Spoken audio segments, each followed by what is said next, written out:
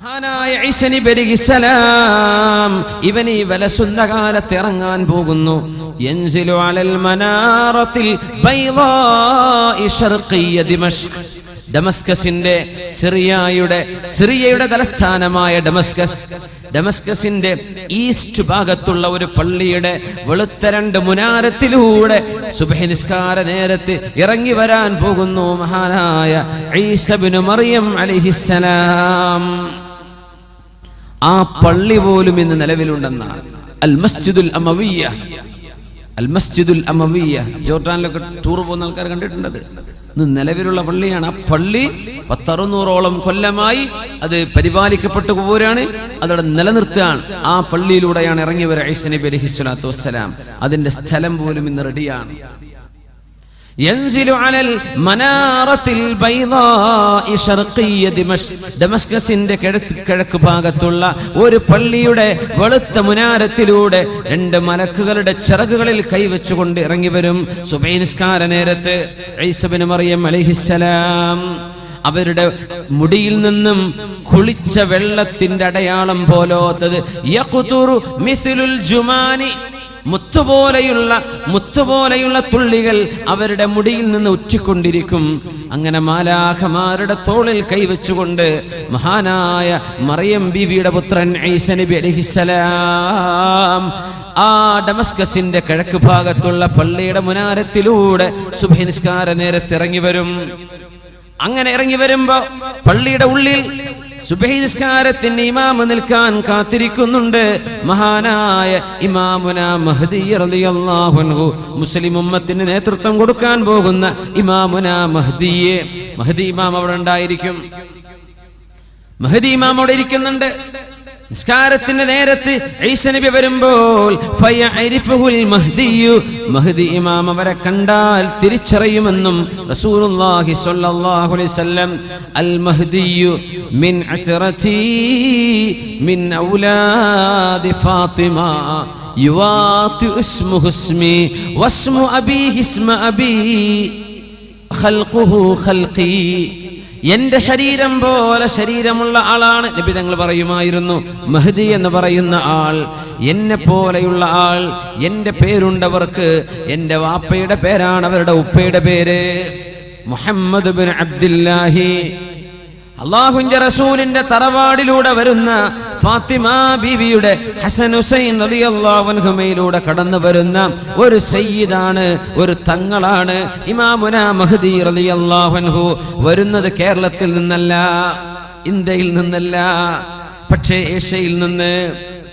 ബുഖാരി ഇമാമിന്റെ നാടിനടുത്ത് കിടക്കുന്ന ഖുറാസാൻ, ഇന്നത്തെ ഇറാനിന്റെയും ഉസ്ബെക്കിസ്ഥാനിന്റെയും അഫ്ഗാനിന്റെയും ബോർഡറുകളായി കിടക്കുന്ന പ്രദേശത്ത് നിന്ന് ഇദാ റഅയ്തുമുർ റായാത്തിസ്സൂദ് മിൻ ഖിബലിൽ ഖുറാസാൻ ഫദ്നൂഹാ ഫഇന്ന മിൻഹുമുൽ ഇമാമുൽ മഹ്ദി.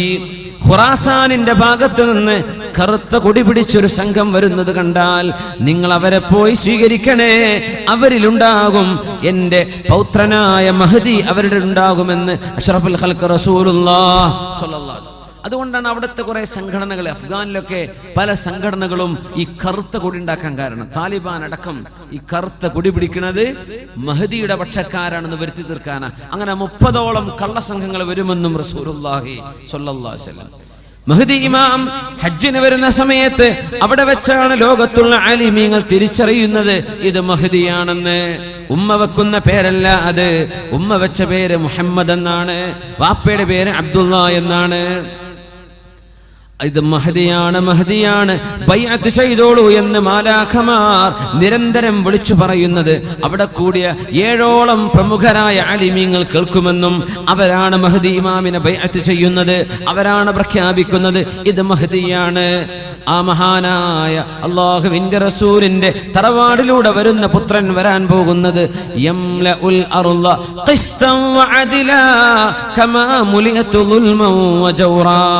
ലോകത്തെ അക്രമവും അരാജകത്വവും കൊലപാതകവും മർഡറും കില്ലിങ്ങും ലോകത്ത് വർദ്ധിച്ചുകൊണ്ടിരിക്കുന്ന കാലത്ത് നീതി സ്ഥാപിക്കാൻ വരുന്ന ആളാണ് മഹാനായ മഹ്ദി എന്ന് മഹാനായ അഷ്റഫുൽ ഖൽഖ് റസൂലുള്ളാഹി സ്വല്ലല്ലാഹു അലൈഹി വസല്ലം. 7 വർഷം അവർ ഇസ്ലാമിക ലോകത്തിന് നേതൃത്വം കൊടുക്കും.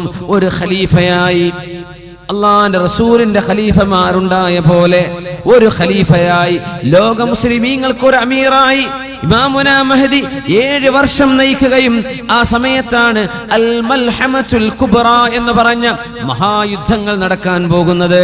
യൂറോപ്പുമായി അമേരിക്കയുമായി മുസ്ലിം രാജ്യങ്ങൾ തമ്മിൽ നടക്കുന്ന യുദ്ധം നടക്കാൻ പോകുന്നു. തഖ്തതിലു ഫിഅതാനി അദീമതാനി ദഅവാഹുമാ വാഹിദ.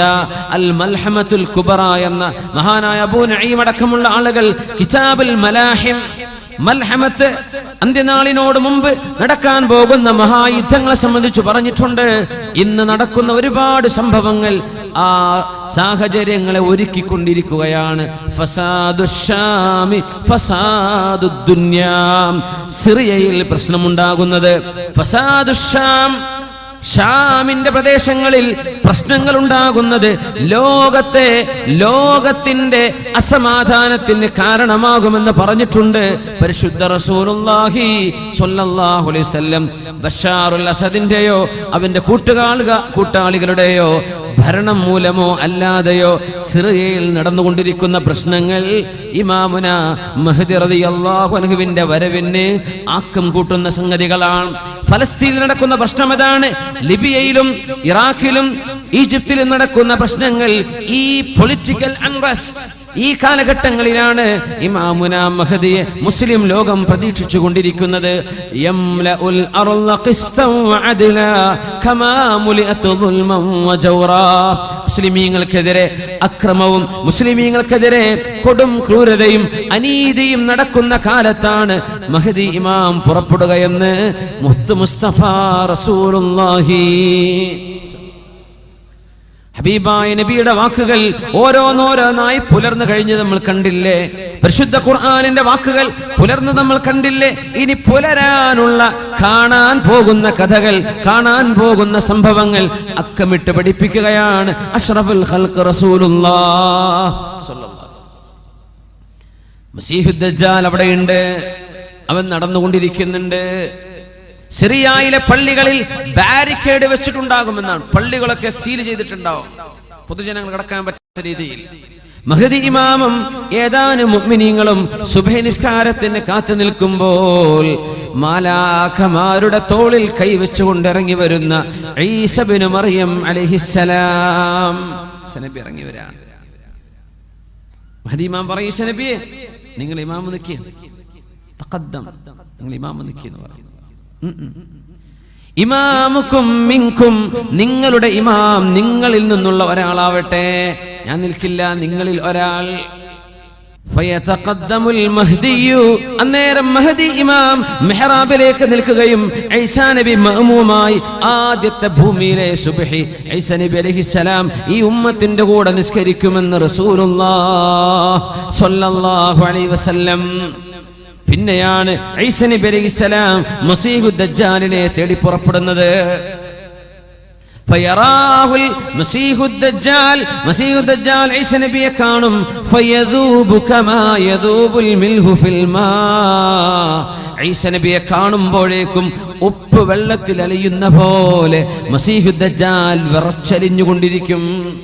ഫയത്ബഉഹു, ഈസാ നബി അവനെ പിടിക്കാൻ വേണ്ടി പിന്നാലെ കൂടുകയും ഫയഖ്തുലുഹു ബിബാബി ലുദ്ദിൻ, ലുദ്ദിന്റെ കവാടത്തിൽ വെച്ച്, ഇന്നത്തെ ഇസ്രായേലിലെ ലുദ് എന്ന പട്ടണത്തിന്റെ ഗേറ്റിൽ വെച്ച്, ബോർഡറിൽ വെച്ച് മസീഹുദ് ദജ്ജാലിനെ ഈസാ നബി അലൈഹിസ്സലാം പിടികൂടുമെന്നും പരിശുദ്ധ റസൂലുള്ളാഹ് സ്വല്ലല്ലാഹു അലൈഹി വസല്ലം എല്ലാം കൃത്യമായി പറഞ്ഞു തന്നിരിക്കുകയാണ്. എന്നിട്ട് ഈസാ നബി ജീവിക്കും ഇവിടെ ഒരു 40 വർഷം കൂടെ. മരിക്കുന്നത് 73-ാമത്തെ വയസ്സിലായിരിക്കും. ആ കാലഘട്ടത്തിനിടയിൽ ഈസാ നബി അലൈഹിസ്സലാം കുരിശുകളെ തകർക്കുകയും വയഖ്തുലുൽ ഖിൻസീറ, പന്നികളെ വധിക്കുകയും ഈസ നബിയെ ദൈവമാണെന്ന് പറഞ്ഞവരോട് ഞാൻ ദൈവമോ ദൈവപുത്രനോ അല്ലെന്നും ഞാൻ അല്ലാഹുവിന്റെ തിരുദൂതൻ മാത്രമായിരുന്നുവെന്നും അവരെ തിരിച്ചു അറിയിക്കുകയും അവരെ ദീനിലേക്ക് ഇസ്ലാമിലേക്ക് മടക്കി കൊണ്ടുവരികയും ചെയ്യും.